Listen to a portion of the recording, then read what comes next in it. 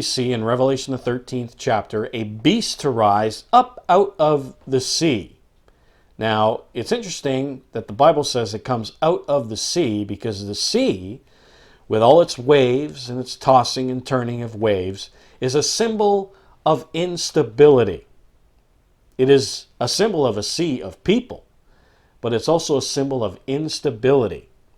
And Europe, time and time again, every time an empire rises up out of Europe, it rises out of a sea of instability. Now, Europe has enough problems of its own with its economic problems, its debt problems with Greece and Italy and Spain and Portugal. Such a burden on Europe because of its debt problems that now it has to deal with the Ukraine. And they are trying to contain what's happening in the Ukraine because it could spread to other countries, all this instability. And of course, Europe doesn't want that. Now, as we said, the EU and NATO are going to come to an end, and out of that instability, the seventh and final rise of the beast will happen. And it will be led by Germany. Germany will be at the helm of a 10-nation combine called a United States of Europe. So I find it interesting that many authors are starting to say that this crisis could cause further instability in Europe, and that's exactly what the Bible says is going to happen. Now, before I get into some of these prophecies, I want to offer you again this free booklet, free of charge, the Ukraine Crisis in the Bible. Download it free of charge, britishisrael.ca. Take a look at this, and I'll be right back. King Nebuchadnezzar had a dream that troubled him, and Daniel the prophet came to explain what that dream meant.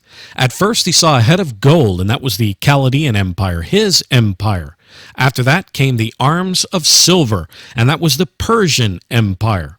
After that empire came the torso of brass, and that was the Greco-Macedonian Empire. And after that empire came the two legs of iron, and that was the Roman Empire. After this came the part potter's clay and part iron, which is NATO and the EU in our modern day. And then the iron mixed with miry clay. That is the last resurrection of the Holy Roman Empire that will fight Christ at his coming. For more details, log on to our website at britishisrael.ca and download your free booklet, What is the Beast of Revelation? Free of charge, off our website, britishisrael.ca. Booklet, we trace for you the Ukrainian origins back to the Bible, and we prove to you that the Ukraine is actually the Midianites of the Bible. That Abraham, with his concubine Keturah, had Midian, and Midian had tribes, and these tribes settled, as we read in Genesis the 25th chapter, they settled in the east of Palestine. That's where Abraham told Ishmael and Midian to go. And we see that Ishmael and Midian settled into the northeast in Syria, Mesopotamia, east of Palestine, all the way down to the Dead Sea. And we also see that Moses married a Midianite. Jethro, his father-in-law, was a Midianite, a priest of Midian. And so we can trace the Ukraine back to this tribe in the Bible. Now, in Numbers, the 24th chapter, Balaam's prophecy, in verse 14, it says what is going to happen in the latter days. So here is a latter day prophecy, an end time prophecy. And in verse 16, it says, he heard the words of God, knew the knowledge of the Most High, and saw the vision of the Almighty, falling into a trance, but having his eyes opened. So he was in a trance, his eyes were open, and in verse 21, it says he looked on to the Kenites. The Kenites are the Midianites, and we show you that in this booklet. Now let's go up to the board and show you this prophecy here of what Balaam said about the Kenites or the Midianites. It says here he looked on to the Kenites and took up this parable. He took up this parable, talks about strong is thy dwelling place, and that describes Ukraine perfectly. that it's in between two strong powers of Russia and Europe, nestled in between two great powers, and it is very, very secure. Nevertheless, it says, the Kenites shall be wasted.